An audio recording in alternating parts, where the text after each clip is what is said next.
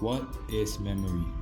Memory refers to the mental processes and systems involved in encoding, storing, and retrieving information.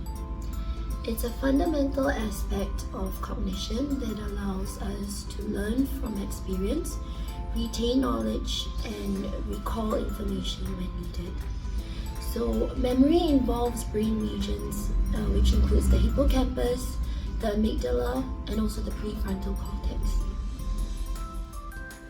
Memory can be categorized into several types, including short-term memory, which holds information temporarily for immediate use, such as remembering a phone number long enough to dial it.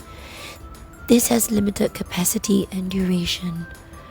Long-term memory stores information over a longer period of time and can hold a vast amount of data.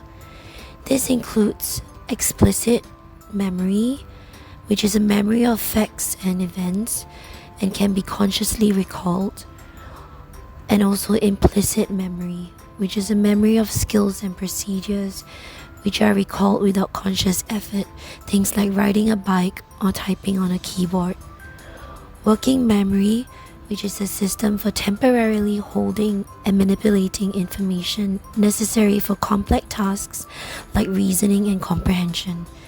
It's closely related to short-term memory, but it involves active processing.